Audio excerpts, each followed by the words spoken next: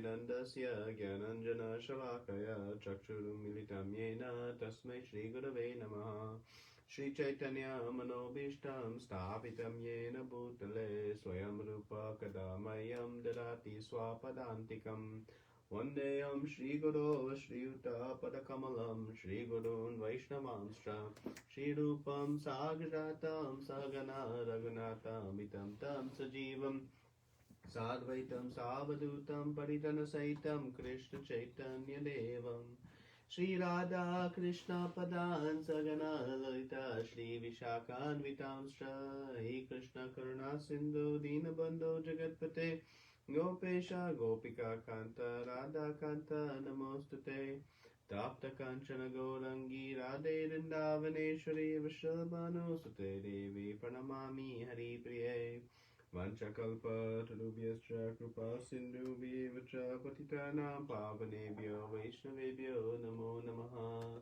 Namo Vishnu Padaya Krishna Prastaya Bhutale Srimate Bhakti Vedanta Swami Niti Namine Namaste Saraswate Devi Gaudavani Pacharine Nirvishesha Shunyavadi Paschata Deshatarine Jai Shri Krishna Chaitanya Prabhu Nityananda Shri Advaita Gadadara Shri Vasadi Gauda Bhaktivinoda Hare Krishna Krishna Krishna Hare Hare Hare Rama Rama Rama Hare Hare.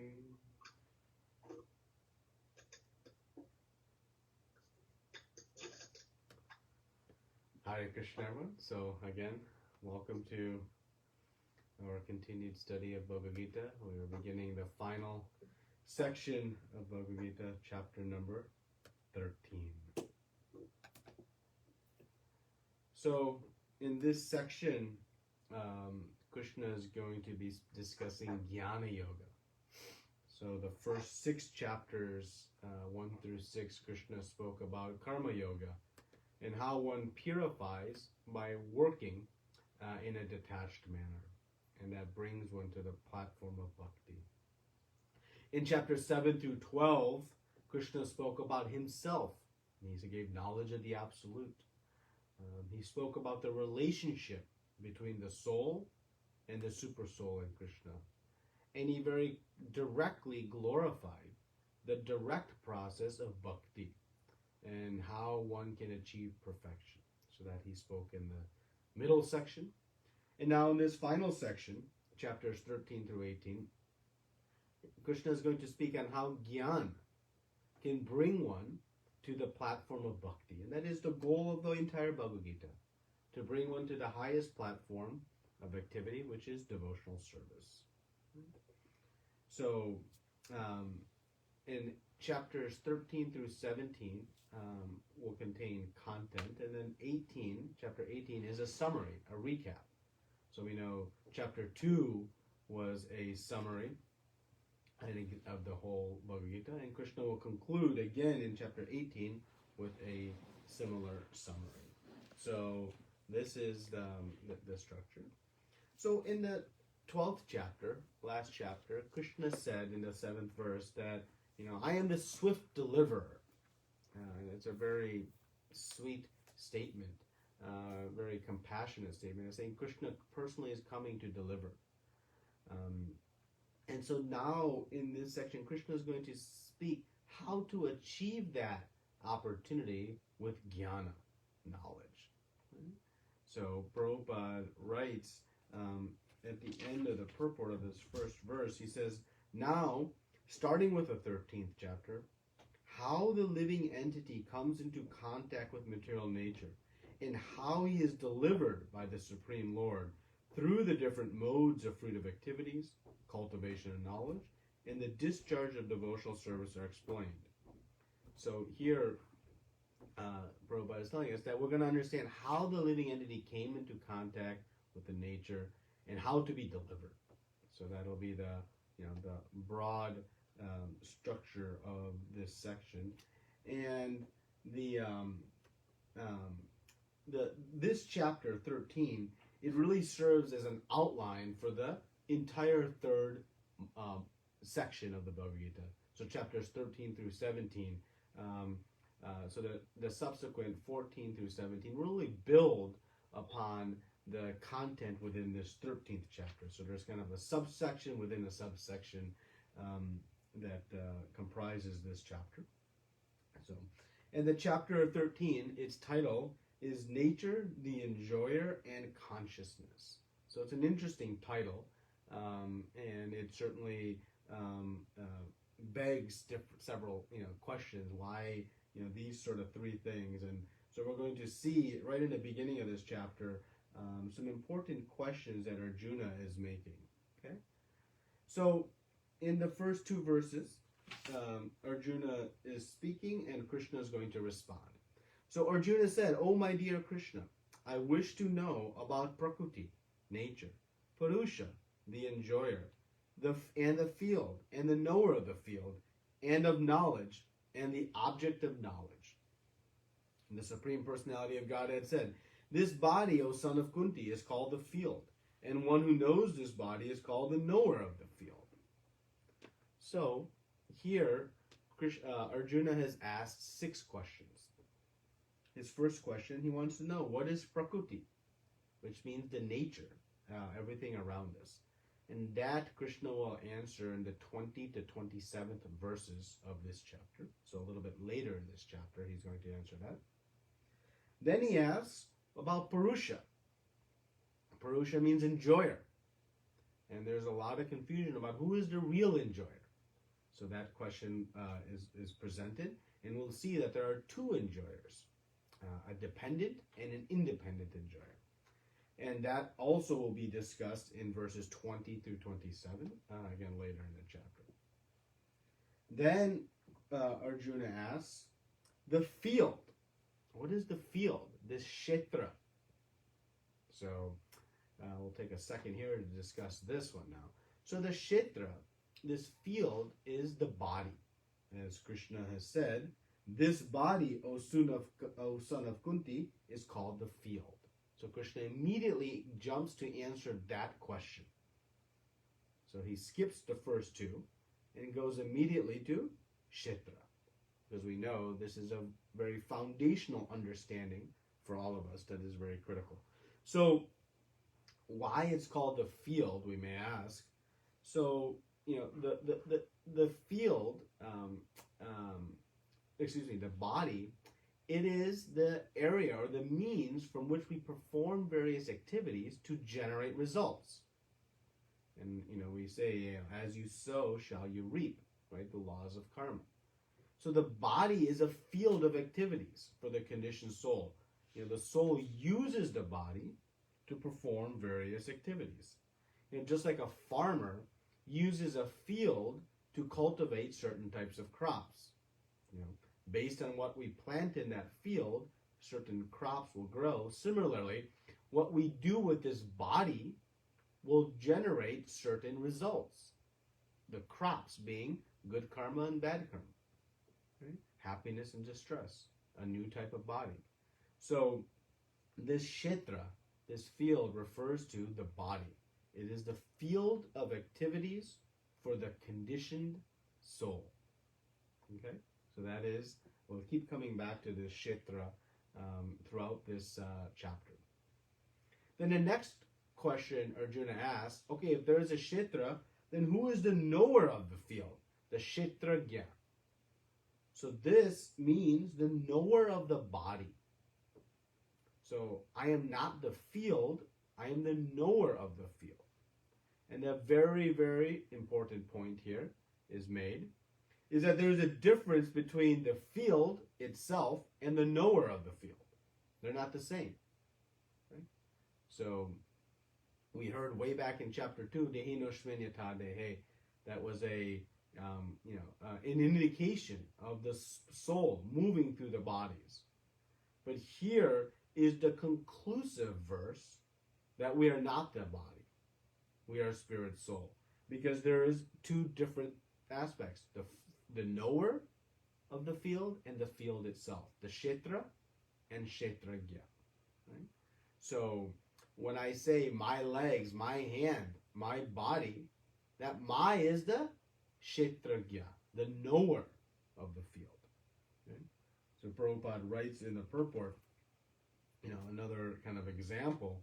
Although we may use many articles of clothes, etc., we know we are different from the things used. So I'm not this sweatshirt. It is mine. So I'm not the field, but I am the knower of the field. Just like the farmer. The farmer knows very clearly they are not the field. They are the cultivator of that field. Right? So this establishes definitively, conclusively, the distinction between the field and the knower of the field, between the body and the jiva. They are not one, but they are distinct. Right? And so this gives us a very important point. And we'll see this Kshetragya, this knower, there are going to be two knowers. And that will become the principal discussion later in today's section and also the next couple sections. Okay? So then Arjuna asks about jnana, knowledge. So this will be discussed in verses 8 through 12, and then again towards the end of the chapter in 24 through 35. And knowledge, it constitutes knowing three things: the body or the kshetra, and the jiva, and the supersoul. This is perfect knowledge. So knowing the kshetra and the two kshetragyas. Those three constitute jnana. Okay? And then finally, gyeya. This is the object of knowledge. So what is the object of knowledge? It is the soul and the supersoul. So this will be discussed in verses 13 through 19 very, very clearly. So these 6 questions Arjuna has presented, and Krishna has begun by explaining immediately this concept of the field and its knower. Again, to make very, very clear and conclusively, we are not this body, we are spirit soul, and we know this is the foundational knowledge that one requires. So now in the third verse, excuse me one second. So in the third verse, Krishna says, O Sayana Bharata, you should understand that I am also the knower in all bodies. And to understand this body and its knower is called knowledge. That is my opinion. So here Krishna has established what is knowledge. Right? What is perfect knowledge? To know there is a body, to understand this body, and to understand its knower. And there are two knowers, the jiva and the supersoul, the super knower. I'll talk more about that here in a moment. But this is perfect knowledge, right? So to know the body, the jiva, and supersoul, 3 things, okay? So who are the two knowers? We know it's the jiva and Krishna. And the Krishna is the knower through Paramatma, through the supersoul. Residing in everyone's heart, he is the second knower within the body. And let's discuss this now a little bit further. So Srila Prabhupada writes that in the purport towards the end, he says, while discussing the subject of the body and the knower of the body, the soul and the supersoul, we shall find 3 different topics of study: the Lord, the living entity, and matter. So this is the jnana Arjuna was asking. Right? So again, Prabhupada says 3 different topics: the Lord, the living entity, and matter. The body and the 2 knowers, the 2 kshetragyas. Okay? So now more will be discussed of this jnana, and again verses 8 through 12, and then again towards the end of the chapter. So it's important that we understand, though, we see with knowledge, perfect knowledge must incorporate both knowers. This is a critical point. To know that I am not this body, I am spirit soul, is not complete. Because I still need to know, now, what is the soul's relationship with the Supreme? So we must understand both knowers of the field, not just the jiva, I am not this body, I am spirit soul, but one must also come to the point of understanding that this jiva has this relationship with the super soul, the super knower. And that completes knowledge. Okay? So, again, gyan of just the body and soul is one step towards complete knowledge. Otherwise, one cannot come to the liberated state. Prabhupada writes in the purport, what is the super soul? Right? So what is the super soul that we have? So the super soul, it is the plenary expansion of Krishna that is present in each and every living entity. Because he is present, not just because he is present, but he is present everywhere, within everybody, and he is the supreme knower.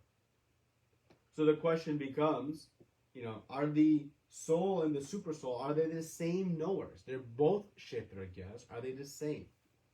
And so this point will be explained in the next several verses, and as well as in verses 13 through 19, to really hammer home the point that the two knowers are not the same. And we know that from some of our prior study, but this is a topic that is not so well understood more broadly. So the soul is the limited knower, and the super soul is the super knower. It knows everything. And Prabhupada uses a very nice analogy of the king and the citizen. Okay? So the citizen knows about his or her plot of land, what is happening on it, what the opportunity is there. But the king is aware and manages all the plots of land within a kingdom. So both are knowers, but the citizen is the limited knower, and the king is the ultimate knower in this example. And taking that then one step further, the king is the proprietor of everything. Right? He's the proprietor of all the land, and the citizen is the secondary proprietor because the king has allotted a certain amount of land for that citizen to use. So the citizen may say, I am the proprietor of this land, but they are the secondary proprietor because it has been given to them by the king. So in the same way, we are, aware of our body, as the citizen is aware of their plot of land. We are aware of our body, but we don't really know someone else's body. Right? But Krishna, he's aware of each and every living entity. Right? So he is the supreme knower. Just as the king knows their whole kingdom and the citizen knows their land, I as Jiva am aware of my body, of my Kshetra, and Krishna as super soul is aware of all. And then taking the next point, as the king is the proprietor of all, Krishna is the proprietor of our body. He is the supreme proprietor of our body. We are occupying this body and claim proprietorship to it, but it is like the citizen claiming proprietorship to that land. They are the secondary proprietor. It has been given to them by the king. Similarly, this body has been given to us by Krishna through material nature.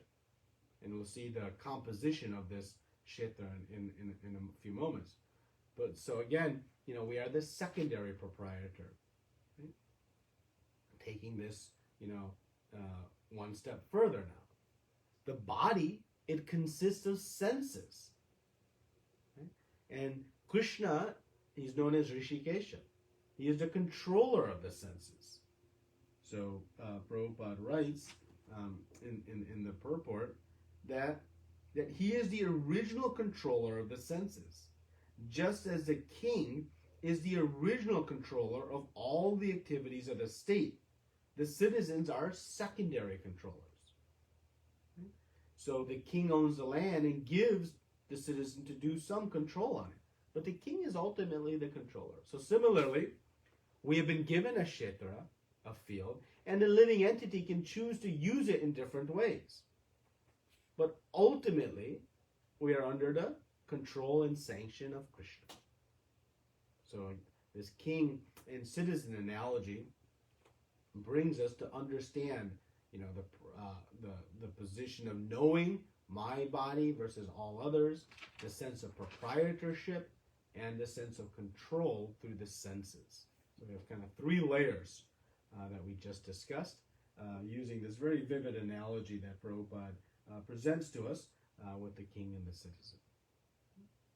One final comment about the differences between the two knowers is that the jiva is the fallible knower and the super soul is infallible.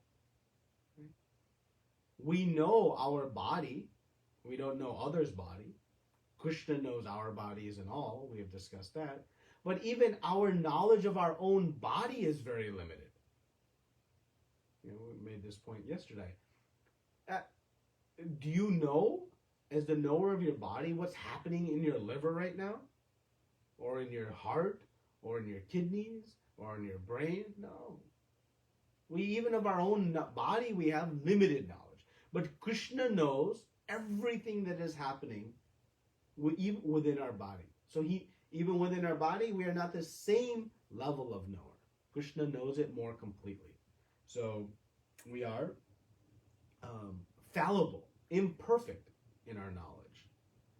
And so that's very, very important for us to understand.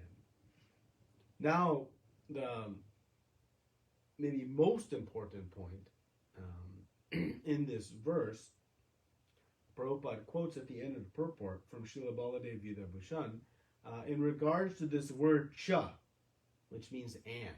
And lots of commentary has been given on this topic of and.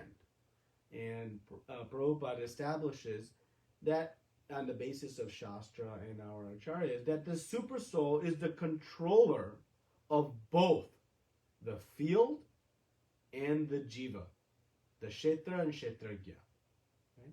So the jiva is the finite, the limited enjoyer, but the soul, the super soul is the ultimate.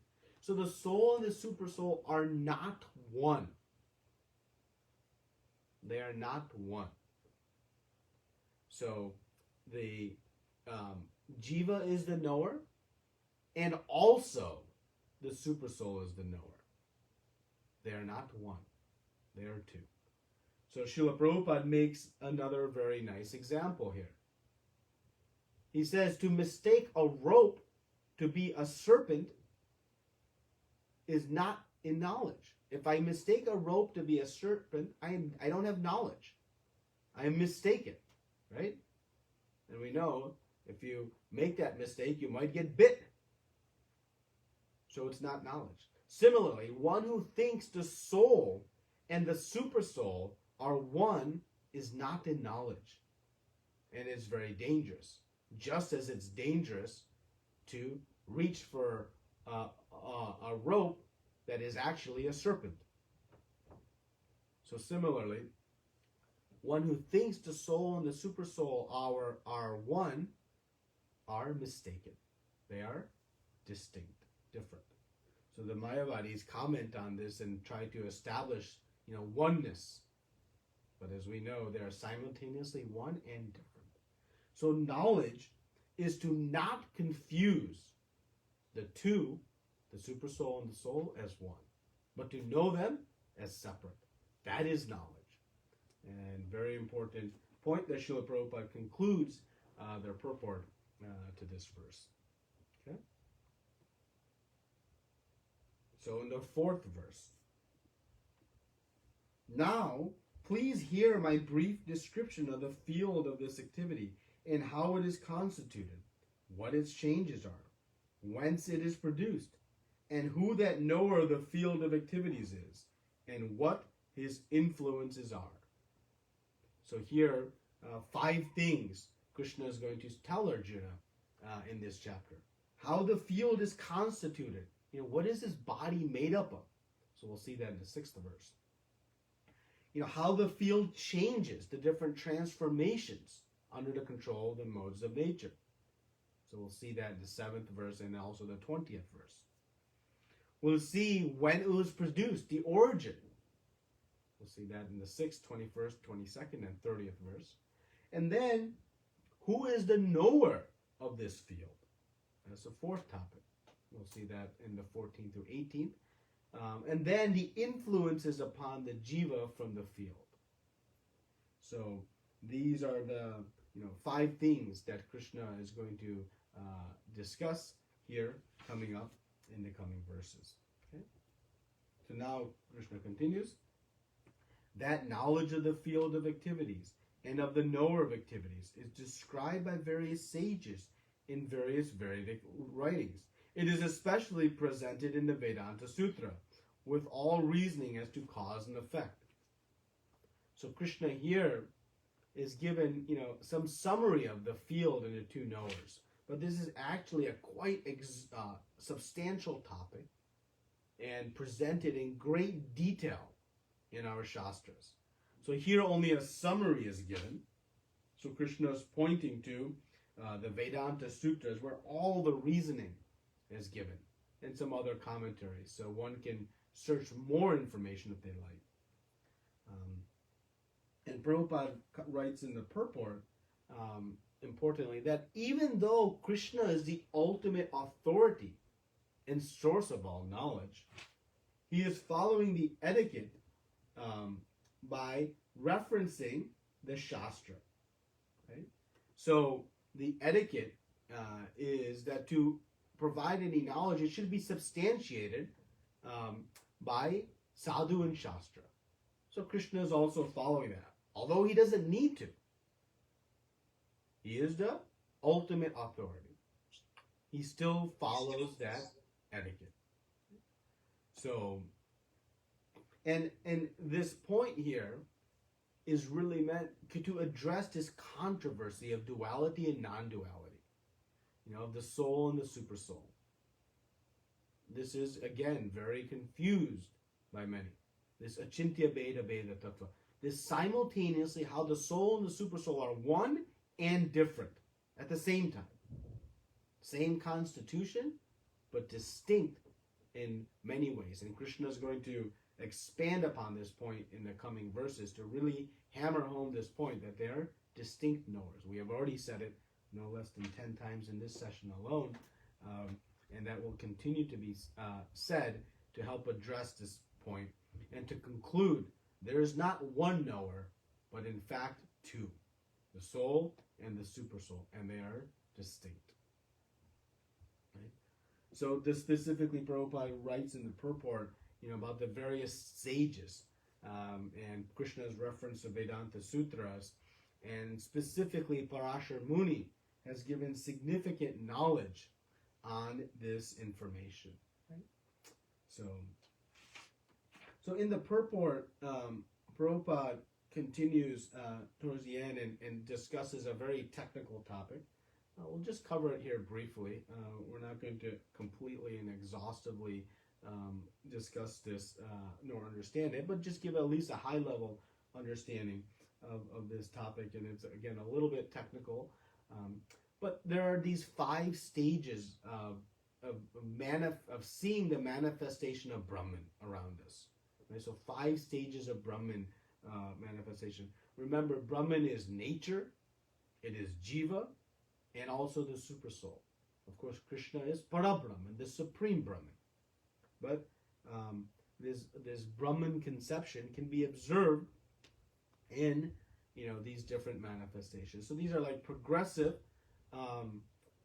meditative states of which one tries to understand the absolute, considering himself to be this kind of fragmental part of the supreme.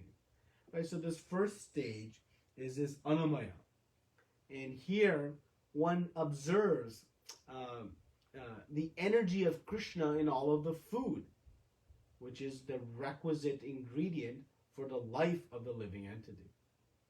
Right? So the one sees and observes the potency of the supreme Brahman in the foodstuffs. This is a materialistic realization. Then we have Pranamaya, which is one sees the absolute truth, this Brahman realization in all other life forms and the symptoms thereof. And from there we go to Jnanamaya, which is the realization of the Supreme in the thinking, feeling, willing of the mind. Then the Vijnanamaya, this distinguishing between the mind and the life symptoms from the living entity himself.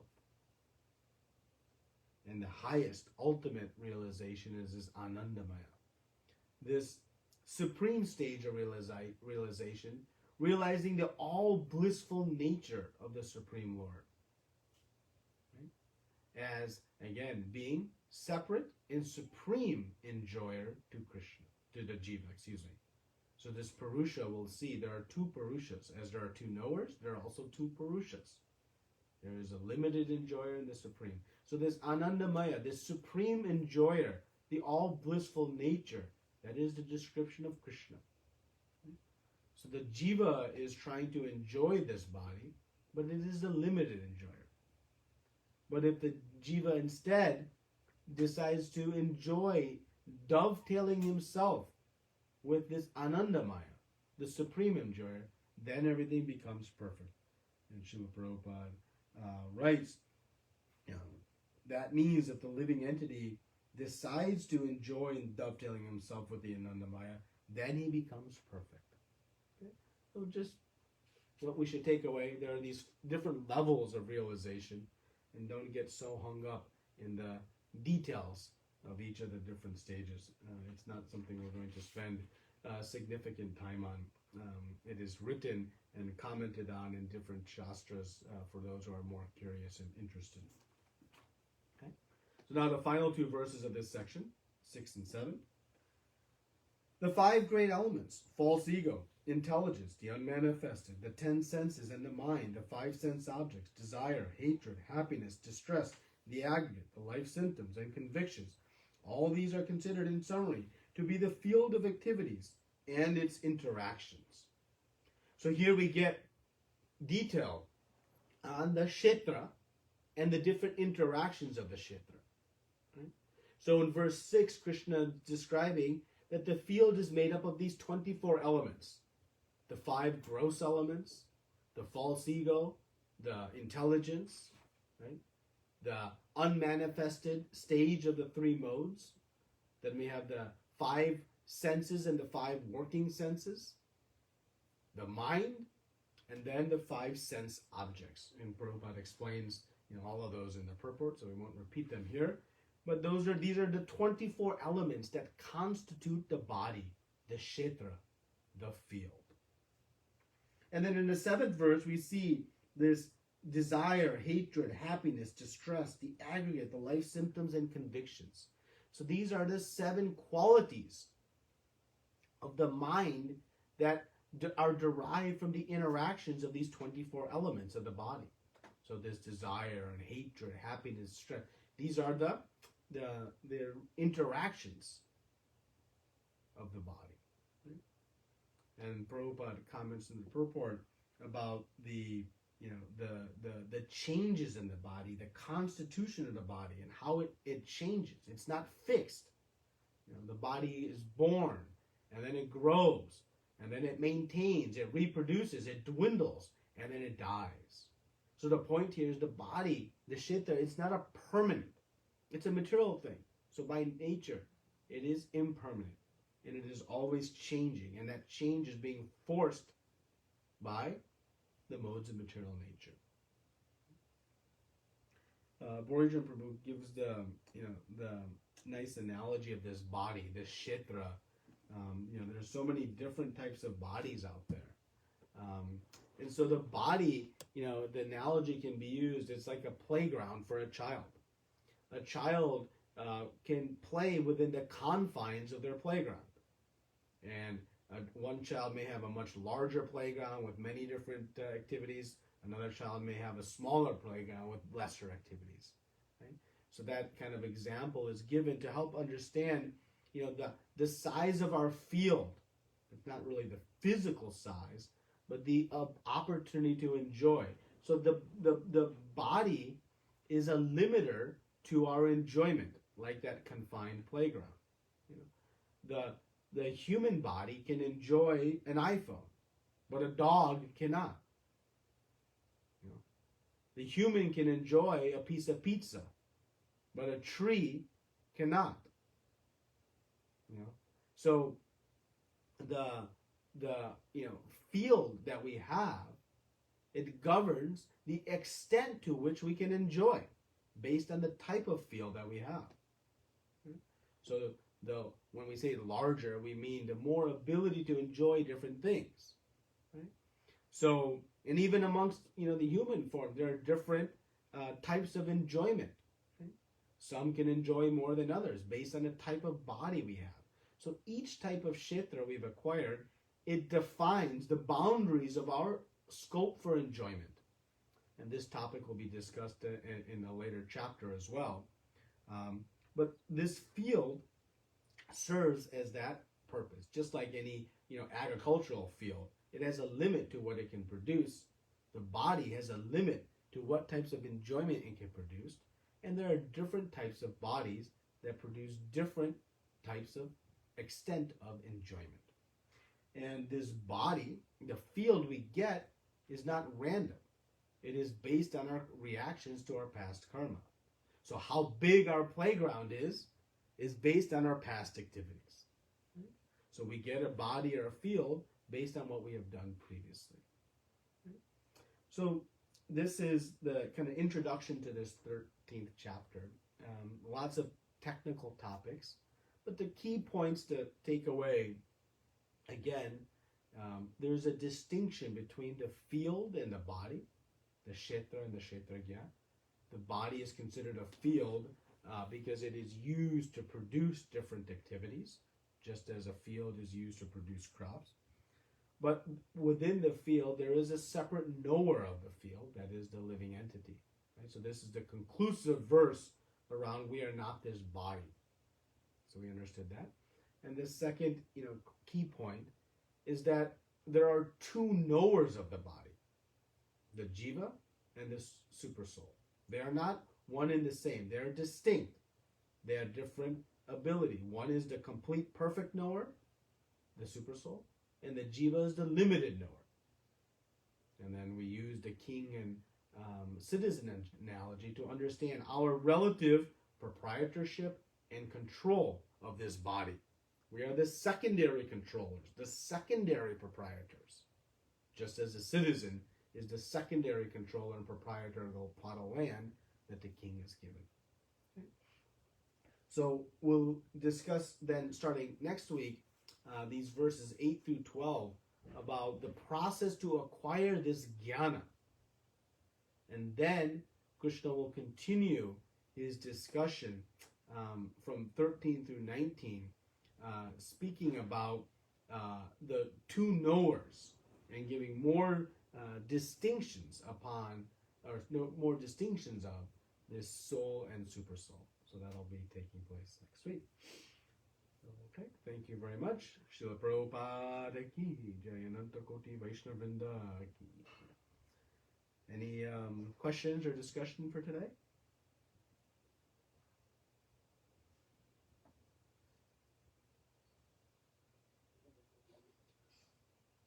Hare Krishna, yes? Dhanyavad. Thanks, we enter into a new subject matter. I was just thinking how to connect the chapter 12 ending to starting of the chapter 13. It's completely different knowledge. It doesn't matter. Yeah, it's different because this third section now is giving very technical jnana, right? But Krishna is going to connect it all by explaining how through this jnana one can come to the platform of bhakti, right? Because this jnana, when it encapsulates soul and super soul, it immediately begs the question, what is the relationship? And that relationship is devotional service. So that's how this whole section is connected to the middle section, because this jnana will bring one to the point of devotional service. So that's how, while it feels very technical and distinct, they are directly connected, because that is the ultimate goal of the entire Bhagavad Gita.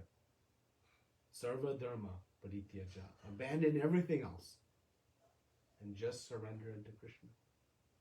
So that is where Krishna will connect. And we'll see in this chapter, or this section, lots of different technical concepts, the modes of material nature, the divine and demoniac, these different divisions of faith and consciousness, all of it to bring us to the point of bhakti. So. People generally like to discuss all these things. Yes.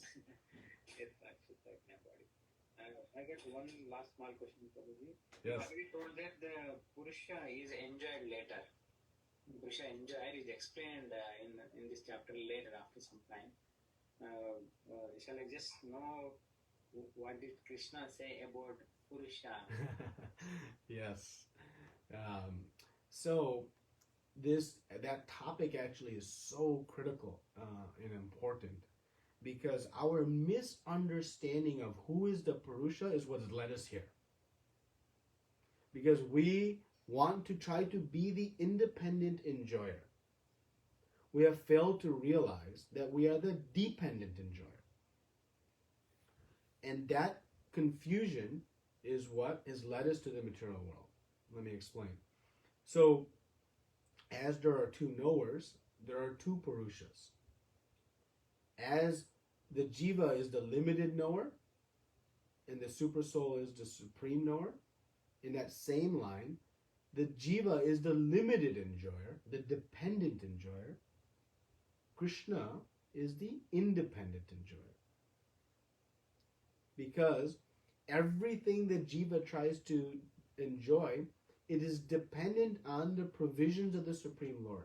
The Jiva is eternally maintained. Eko Bahonam. Eternally maintained by Krishna. So thus the Jiva cannot be independent in its enjoyment.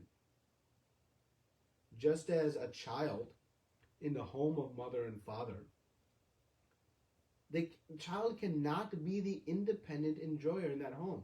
They're dependent on the shelter, the protection, the food, the facilities that are provided by mother and father. It has no independent means to provide for himself.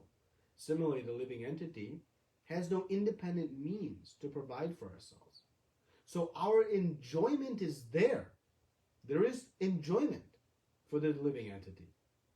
But it is experienced in connection with the supreme enjoyer. As soon as we try to enjoy separate from the supreme enjoyer, we fail.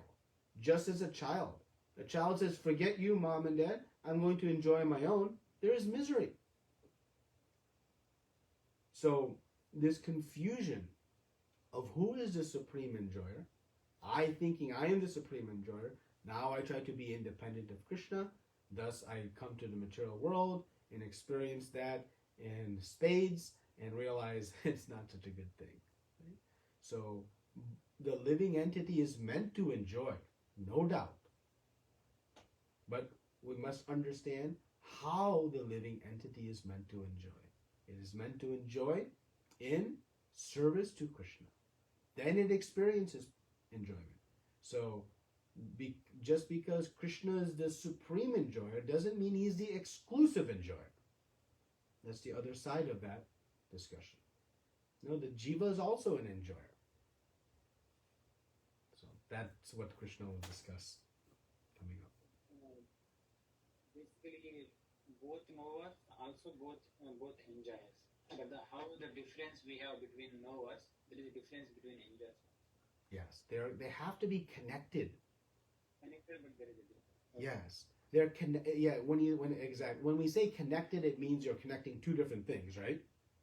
Yes. So when you use the word connected, it requires that we're connecting two different things. So we must understand how we are connected to the Supersoul as knower, and how we're connected as enjoyers. And that will constitute, the total. And that's why we see, what's the title of the chapter? Nature. That is the Kshetra. Then, enjoyer. The two Purushas. And then, consciousness. The knowers. Okay, so now that title maybe makes a little bit more sense. Yeah, perfect. Okay? Otherwise, it's kind of what this title means. Other titles are more direct, more clear, right? This one's the most peculiar of all of the titles, but now it's very clear.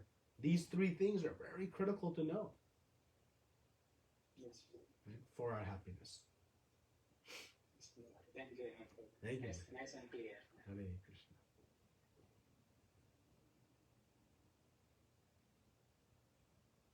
Any other? Abu, I have a quick question. Yes. I was curious. So Krishna is the supreme controller. Krishna is the master of senses. Where does that leave us in relation to free will? Yes. So how do we control our senses or dovetail them into Krishna's Yes. will? Nice question. So Krishna, as the supreme controller, grants us eternal free will. So as the controller, he grants us free will to be able to choose how we want to perform our activities. But we should understand that that free will is given to us by Krishna. We have not independently created that free will. That is given to us by Krishna. Because everything we have, because we are very minute, and this is the ego-shattering statement, but it's a fact.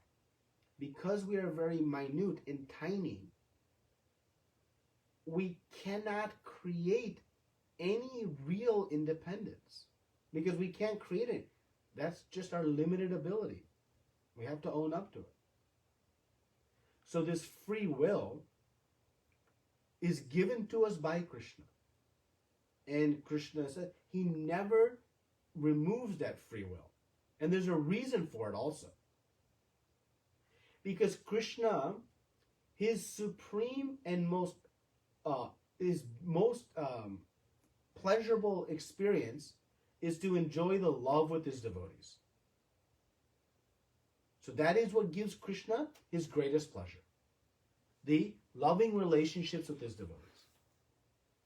While love cannot exist unless there's free will. Love cannot be forced. So thus Krishna states he never takes away the free will, but also logically we can understand why. Because the thing that he wants to enjoy is the love with all of his devotees, all his living entities. But that cannot be experienced unless there's free will. So thus Krishna never removes the living entity's free will. And so he says that if you desire to enjoy separate from me, okay, I'll facilitate that. Yes, I'm the only one that can make that happen for you. I am the controller of that. But his control is in response to our free will, our desires. And that is why we are responsible for our activities. Because if we had no free will, then Krishna would be responsible. If I commit a sin, it's his fault. He's the controller. No. I initiate that action by my desire. Then Krishna carries out that action through the various means. So in the 18th chapter, Krishna is going to speak about the 5 constituents of action. To really hammer home this point, it starts with our desire, and which is exercised through our free will. Now Krishna says, even that desire, it comes from his support. Matashmitir jnanam apohanam cha. He says the knowledge of how to enjoy your senses materially, that also comes from him. The forgetfulness of your relationship with Krishna or of all your past struggles, that also comes from Krishna. And the knowledge, the remembrance of all your past desires, that also comes from Krishna. How? Sarvasya chaham vidishane vistu. Seated in our heart as Paramatma, observing. So it brings us to understand that we are very tiny, infinitesimal sparks. And so we are always under the maintenance and dependent, fully dependent on Krishna. But in that, as a Supreme Controller, He never removes our free will. We always have free will to choose, and Krishna, being all loving, will reciprocate according to our desire and qualification. So if you don't want to know Krishna, Krishna will make that happen. And if you want to know Krishna, Krishna then will make that happen as well. And how He knows? He's seated in our heart as Super Soul, observing all of our different desires. Is that okay, Prabhu? Thank you so much. Hare Krishna. Any other questions or comments today? Hare Krishna Babuji Dharma Pranam. Very, very wonderful class. Very technical for sure. I mean, a lot of things I'm not able to grasp also. One part, like when we talked about the king and king being the comparison, the analogy of that. So there are three layers we talked about. So two layers I understood. The final layer when we talk about the body consisting of senses and Krishna as the control of senses. Now, how is that? How are we connecting that analogy with the king analogy? If you can explain that, please. Yeah. So it's the same concept of the proprietorship. It's that Krishna is not only the proprietor of the body, right? So we understand that as the king is a proprietor of the land, so the kshetra. But the land itself is made up of soil and different ingredients that make it the land. Similarly, the body is made up of senses. Right? We have the 5 working senses and the 5 senses and the 5 sense objects. So the body, the kshetra, is made up of senses. And Krishna is the controller of that as well. So it's like a second level, right? The body is kind of in total, but the body is consistent of the senses, and he is the controller of that, and that's why he's called Rishikesha. And the devotees call Krishna as Rishikesha to beg to Krishna, Krishna, you please control my senses towards the right objects, because I don't have responsibility. I'm letting my senses roam freely. So that is that was a little bit of a tangent. Bringing it back, so the king is the owner of the land as well as the subcomponents of the land. Like that, Krishna is the controller of the body and its subcomponents, which are the senses. Is that okay? Yeah. Okay. So within the land, all the things within the land. So same thing, like the body consisting of the senses. Okay. So that way. Yeah. Yeah, and it wasn't directly discussed in this section, but what we understand, this topic of Rishikesha, the Krishna has given us these senses, right? They are made up of material elements, and ultimately, he is a controller of that as well. He is Ishvara Parama, right? He is the supreme controller of everything, including my own senses, where my eyes go, what my tongue tastes, what my ears hear. And so it helps us understand the extent of Krishna's control, but to grant Prabhu's question, but not eliminating our free will. Okay? One more thing is, I really did not get so much of that Pranamaya, Anumaya, all that stuff. So is it really... Move on. Okay. Yeah. Thank you. You can read it a few times if you like to really understand it. Otherwise, just keep going. Don't get hung up more on the Kshetra, Kshetragya, Gyaya, Purusha. Those topics we should spend a little bit more time dissecting. And as you mentioned, these are a little bit technical. Read it a few times. Write things out. You can hear this a couple times, and it takes a few times to hear it to really understand it at a deep level. So focus there. And the last question is, like here Krishna is saying that how Gyan knowledge is going to get to bhakti. So I know this might be a very dumb question coming also, but is jnana the only way to come to bhakti? I mean, the reason I'm asking is like there are people who may not be knowing all these things, but they are so much fully surrendered. I mean, people you see in India and villages and all, there are so many, they are completely surrendered and they perform all the devotional service with the most selfless, pure devotional service which you talked about, right? So they may not know all this knowledge of this body and the soul and the spirit soul, but are they not going back to Godhead? Yeah, no, it's a wonderful question, because Krishna tells Uddhavji in Srimad Bhagavatam, in Uddhav Gita, he says, once you have acquired enough gyan to come to the platform of devotional service, you should renounce your gyan. You don't need it. The only purpose of gyan is to bring one to bhakti. But if you're already at bhakti, there's no need to keep acquiring more and more gyan. Just engage in devotional service. Mandamana bhava mad bhakto majiri mam namaskuro. He says, do these 4 things. Right? So the gyan is not a requisite. If you're already in devotional service, you don't need to know these technical details. And the most wonderful examples are the gopis of Vrindavan. They have,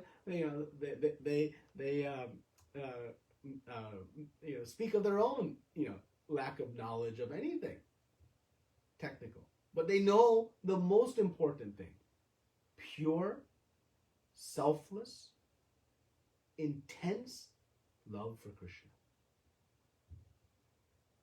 But even there, when they are offering arti to Goddess Katyayani for getting Krishna as her husband, they don't know which item in the arti tray goes first, second, third, fourth, or fifth. But they have the purest and highest of bhakti. So this gyan is helpful for those who need a little bit more, fact and evidence and strong proof to bring one to bhakti. So as you said, those who are, and we should be very careful. Don't think, oh, if I have this knowledge, I'm a higher devotee than someone who does not. No. The measure of one's devotion is their ability to please Krishna. That is the measure of one's devotion, not how much gyan one has. So, if you've already come to this point of devotional service, this is helpful for us in, again, preaching and helping to connect others. But it's not something one has to master. They have strong faith in devotional service. But this information, this technical information, it does serve to solidify and fill in some of the holes maybe in our faith. We have good consciousness, good understanding, but it provides some additional, catalyst to intensify our faith. So I can understand this is for reinforcing our faith. This knowledge would be, right? Yes, it's reinforcing. And also understand, if someone doesn't have this, but they have love of Krishna, they have everything. We should not think that I have something that they don't have, and so thus I'm, more in bhakti. Bhakti is simply pleasing Krishna. The activity to please Krishna. So, if this helps us in serving Krishna more and pleasing Krishna, it is of most value. If it doesn't bring one to devotional service, it has no value.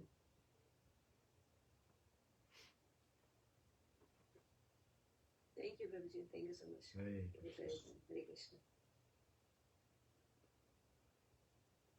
Any other questions or discussion today?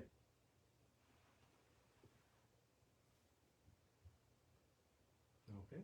Well, if not, next week we'll continue from verses 8 onwards. Thank you very much. Srila Prabhupada ki jai. Ananta Koti Vaishnavrinda ki jai. Hare Krishna.